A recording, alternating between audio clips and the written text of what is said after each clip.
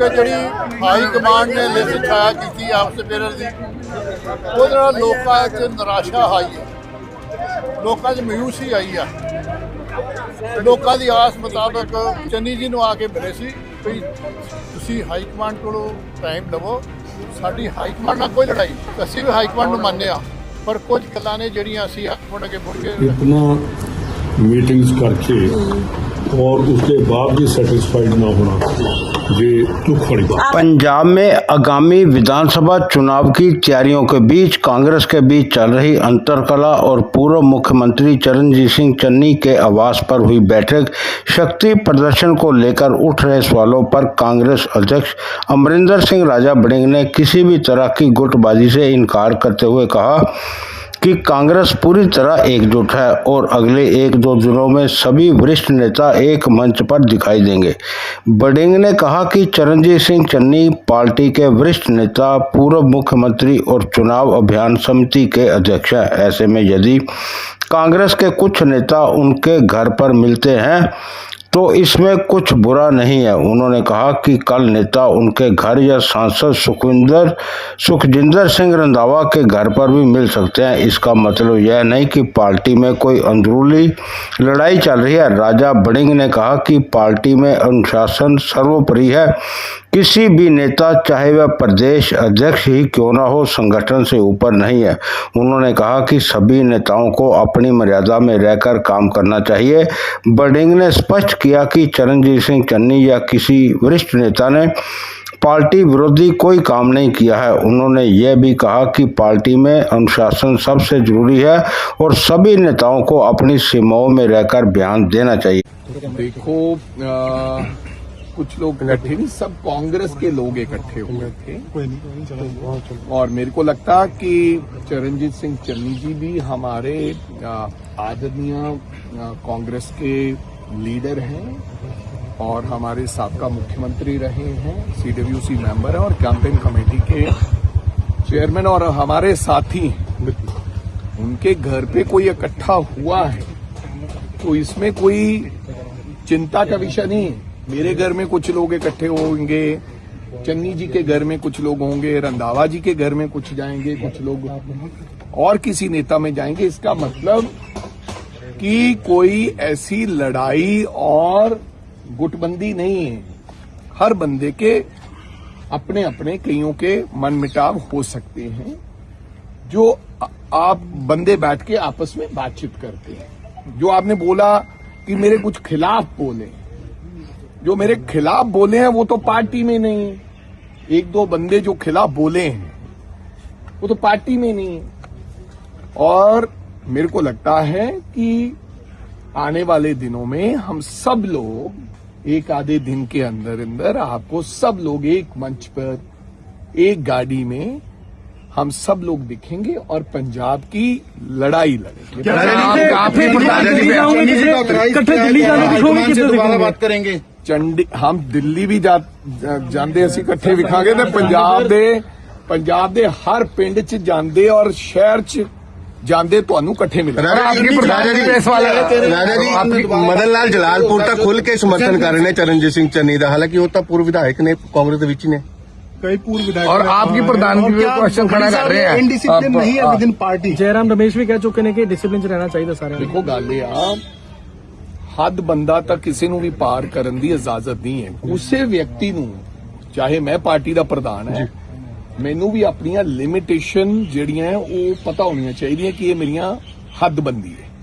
मेरा ख्याल चन्नी साहब ने इस तरह की कोई गल नहीं की है और किसी वरिष्ठ लीडर ने ऐसी कोई गल नहीं की है। जिस व्यक्ति ने कोई इस तरह की गल की है, जेड़ा तुसी कहने कोई XMLA है, ਉਹਦੇ ਤੇ ਬੰਦੀ ਕਾਰਵਾਈ कर दी जाएगी।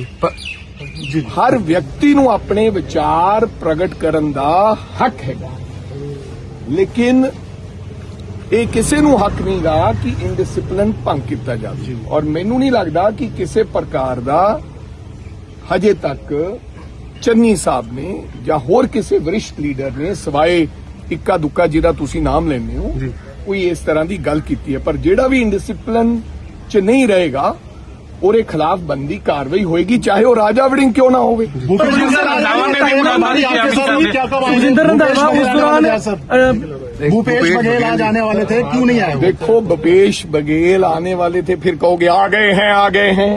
यार भूपेश बघेल जी भी आएंगे, आ रहे हैं, आज नहीं तो कल आ जाएंगे। वड़िंग साहब आपकी प्रधानी पे ज्यादा सवाल करेंगे। क्या चन्नी जी को कोई ऑथराइजेशन की जरूरत है? चन्नी जी जब चाहें, क्योंकि राहुल गांधी जी चन्नी साहब को प्यार करते हैं, कांग्रेस पार्टी उनको प्यार करती है। चन्नी साहब को किसी की ऑथराइजेशन की जरूरत नहीं है। चन्नी साहब जब चाहेंगे, जब उनका मन करेगा, तब हाईकमांड को मिल सकते हैं। ना तो हाईकमांड उनसे बाहर है, ना चन्नी ਸਾਹਿਬ ਹਾਈਕਮਾਂਡ ਰਾਜਾ ਜੀ 2022 ਦੇ ਵਿੱਚ ਵੀ ਇਸ ਤਰੀਕੇ ਕਾਂਗਰਸ ਦੇ ਧੜੇਬੰਦੀ ਜਿਹੜੀ ਹੈ ਸਾਹਮਣੇ ਆਈ ਸੀ, ਜਿਸ ਦਾ ਖਮਿਆਜਾ ਕਾਂਗਰਸ ਨੂੰ ਭੁਗਤਣਾ ਪਿਆ। ਹੁਣ 2027 ਚ ਵੀ ਇਸ ਤਰੀਕੇ ਦੇ ਧੜੇਬੰਦੀ ਨਹੀਂ। ਦੇਖੋ ਕੋਈ ਵੀ ਕਿਸੇ ਵੀ ਪ੍ਰਕਾਰ ਦਾ ਹਰ ਵਿਅਕਤੀ ਨੂੰ ਹਰ ਚੀਜ਼ ਦੀ ਹੁੰਦਾ ਹੈ ਕਿ ਮੈਂ ਫਲਾਂ ਮਕਾਮ ਤੇ ਪਹੁੰਚਣਾ। ਇਹ ਧੜੇਬੰਦੀ ਨਹੀਂ ਹੈ, ਇਹ ਧੜੇਬੰਦੀ ਨਹੀਂ ਹੈ। ਤੁਹਾਨੂੰ ਦੱਸਦਾ ਕਿ ਅਸੀਂ ਅਗਲੇ 2 ਦਿਨਾਂ ਚ 1 ਦਿਨਾਂ ਚ ਸਾਰੇ ਲੋਕ ਇੱਕ ਮੰਚ ਤੇ ਤੁਹਾਨੂੰ ਇਕੱਠੇ ਦਿਖਾਂਗੇ। ਕਿਆ ਪ੍ਰੋਗਰਾਮ? ਚੰਨੀ ਸਾਹਿਬ ਸਾਡੇ ਵਰਿਸ਼ਟ ਲੀਡਰ ਹੈ, ਸਾਡੇ ਭਰਾ ਨੇ। ਪ੍ਰਤਾਪ ਸਿੰਘ ਬਾਜਵਾ ਸਾਡੇ ਵਰਿਸ਼ਟ ਲੀਡਰ ਹੈ, ਰੰਧਾਵਾ ਸਾਹਿਬ ਸਾਡੇ ਵਰਿਸ਼ਟ ਲੀਡਰ ਹੈ, ਔਰ ਹੋਰ ਬਹੁਤ ਸਾਰੇ ਸਾਡੇ ਵਰਿਸ਼ਟ ਲੀਡਰ ਹੈ। ਸਾਡਾ ਕੇਵਲ ਇੱਕ ਹੀ ਮਕਸਦ ਹੈ, ਕਾਂਗਰਸ ਪਾਰਟੀ ਨੂੰ ਦੁਬਾਰੇ ਸੱਤਾ ਦੇ ਵਿੱਚ ਵਾਪਸ ਲੈ ਕੇ ਆਉਣਾ ਹੈ। ਅਸੀਂ ਪੰਜਾਬ ਦੇ ਲੋਕਾਂ ਦੀ ਲੜਾਈ ਲੜਨੀ, ਆਪਣੇ ਸਾਰੇ ਗਿਲੇ ਸ਼ਿਕਵੇ ਛੱਡ ਕੇ, ਕਿਉਂਕਿ ਪਰਿਵਾਰ ਦੇ ਵਿੱਚ ਵੀ ਥੋੜੇ ਮੋਟੇ ਗਿਲੇ ਸ਼ਿਕਵੇ ਹੋ ਜਾਂਦੇ ਆ, ਉਹ ਸਭ ਛੱਡ ਕੇ ਅਸੀਂ ਇੱਕ ਮੰਚ ਤੇ ਇਕੱਠੇ ਹੋ ਕੇ ਪੰਜਾਬ ਦੇ ਲੋਕਾਂ ਦੀ ਲੜਾਈ ਲੜਾਂਗੇ। ਇਸ ਤੋਂ ਬਾਅਦ ਸਭ ਕੁਝ ਸਮਾਪਤ ਹੋ ਜਾਏਗਾ ਔਰ ਤੁਸੀਂ ਖਬਰਾਂ ਲਾਓਗੇ।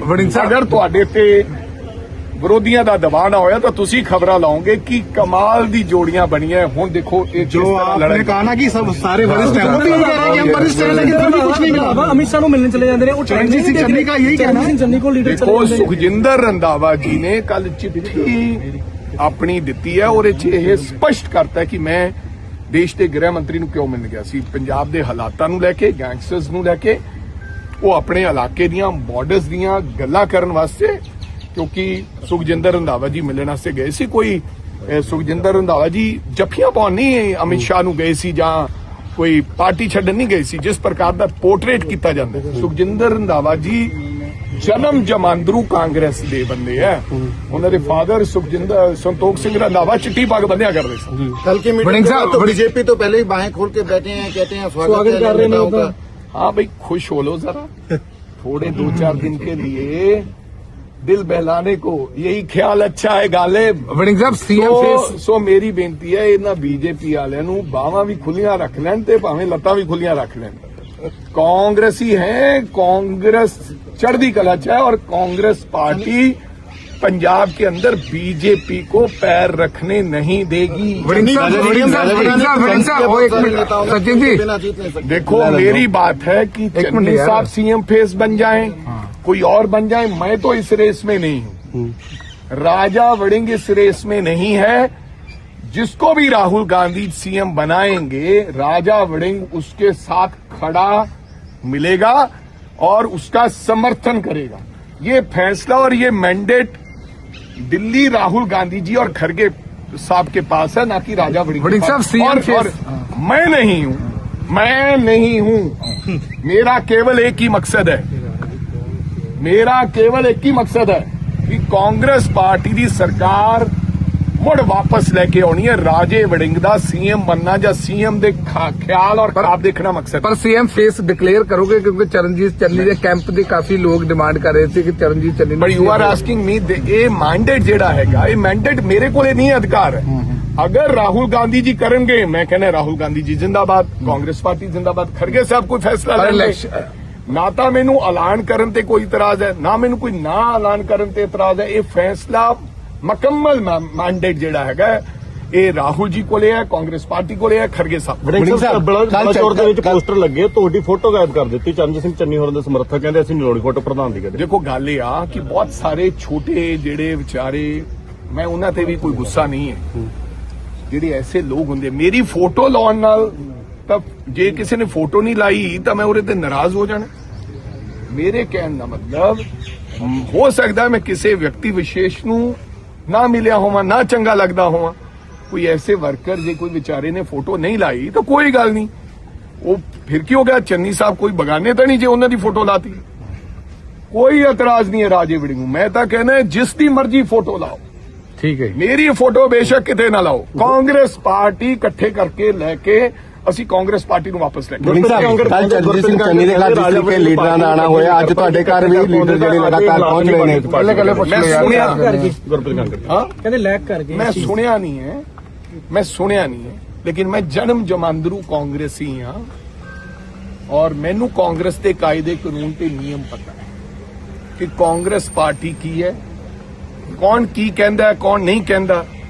ਮੈਨੂੰ ਨਹੀਂ ਪਤਾ ਕਿਸੇ ਨੇ ਕੁਝ ਕਿਹਾ ਕਿ ਨਹੀਂ ਕਿਹਾ, ਕਿਸੇ ਵਿਅਕਤੀ ਵਿਸ਼ੇਸ਼ ਨੇ, ਪਰ ਹਰ ਵਿਅਕਤੀ ਨੂੰ ਕਿਸੇ ਨੂੰ ਵੀ ਕੁਝ ਕਹਿਣ ਤੋਂ ਪਹਿਲਾਂ ਆਪਣੇ ਗਿਰੇਬਾਨ ਦੇ ਵਿੱਚ ਵੇਖਣਾ ਚਾਹੀਦਾ ਸਿੰਘ ਸਾਹਿਬ, ਕੱਲ੍ਹ ਆਪਣੇ ਅੰਦਰ ਝਾਤੀ ਮਾਰਨੀ ਚਾਹੀਦੀ ਹੈ ਕਿ ਮੈਂ ਕੌਣ ਹਾਂ, ਮੈਂ ਕਿੱਥੋਂ ਆਇਆ ਹਾਂ, ਮੇਰਾ ਪਿਛੋਕੜ ਕੀ ਹੈ ਔਰ ਮੈਂ ਕੀ ਕਰ ਰਿਹਾ। ਔਰ ਮੈਂ ਉਹ ਸ਼ਬਦ ਕਿਸੇ ਨੂੰ ਨਹੀਂ ਕਹਿਣਾ ਜਿਹੜੇ ਮੈਂ ਸ਼ਬਦ ਸੁਣ ਨਹੀਂ ਚਾਹੁੰਦਾ। ਸੋ ਕੋਈ ਗੱਲ ਨਹੀਂ, ਅਗਰ ਮੈਨੂੰ ਕਿਸੇ ਨੇ ਕੁਝ ਕਹਿ ਵੀ ਲਿਆ ਤਾਂ ਮੈਨੂੰ ਕੋਈ ਇਸ ਗੱਲ ਨਾਲ ਰਾਜੇ ਵੜਿੰਗ ਦਾ ਕੁਝ ਘਟਨ ਨਹੀਂ ਲੱਗਦਾ। ਰਾਜ ਕੋਈ ਹੈ ਹੀ ਨਹੀਂ ਹੈ, ਮਨਾਉਣਾ ਕਿਹਨੂੰ ਹੈ? ਤੇ ਇਨਡਿਸਪਲਿਨ ਦਾ ਐਕਸ਼ਨ ਹੋ ਗਿਆ, ਐਕਸ਼ਨ ਹੋਏਗਾ ਇਨਡਿਸਪਲਿਨ ਦਾ ਜਿਹੜਾ ਤੁਸੀਂ ਕਿਹਾ। ਕਈ ਵਾਰੀ ਹੱਦ ਬੰਦਾ ਕੋਈ ਵਿਅਕਤੀ ਪਾਰ ਹੋ ਜਾਂਦਾ ਹੈ, ਉਹਦੇ ਖਿਲਾਫ ਐਕਸ਼ਨ ਹੋ ਸਕਦਾ। ਕੱਲ ਵਾਲੇ ਕੁਝ ਲੋਕ ਆਇਡੈਂਟੀਫਾਈ ਕੀਤੇ ਆ ਜਿਨ੍ਹਾਂ ਦੇ ਖਿਲਾਫ ਐਕਸ਼ਨ ਲੈਣਾ, ਜਿਨ੍ਹਾਂ ਨੇ ਬੋਲਿਆ ਆਇਡੈਂਟੀਫਾਈ ਕਿਉਂ ਕਰਦੇ? ਸਾਰੇ ਅਸੀਂ ਆਇਡੈਂਟੀਫਾਈ ਐਕਸ਼ਨ ਕੁਝ ਲੋਕਾਂ ਨੂੰ ਤਾਂ ਬਾਹਰ ਕੱਢਿਆ ਵੀ, ਇੱਕ ਦੋ ਬੰਦਾ ਜਿਹੜਾ ਬੋਲ ਰਹੇ ਸੀ ਉਹੀ ਬੋਲ ਰਹੇ ਸੀ ਜਿਹੜੇ ਬਾਹਰ ਕੱਢੇ ਹੋਏ ਆ। ਅਦਰਵਾਈਜ਼ ਜਿਹੜਾ ਕੋਈ ਵਧੀਆ ਸਿਆਣੇ ਲੀਡਰ ਹੈ, ਸਾਡੇ ਬਹੁਤ ਸਾਰੇ ਲੀਡਰ ਉੱਥੇ ਗਏ, ਉਹਨਾਂ ਨੇ ਬਹੁਤ ਸੋਹਣੇ ਚੰਗੇ ਬਿਆਨ ਦਿੱਤੇ। ਉਹਨਾਂ ਨੇ ਕਿਹਾ ਅਸੀਂ ਹਾਈ ਕਮਾਂਡ ਨੂੰ ਮਿਲਣਾ, ਇਹਦੇ 'ਚ ਕੀ ਬੁਰਾਈ ਹੈ?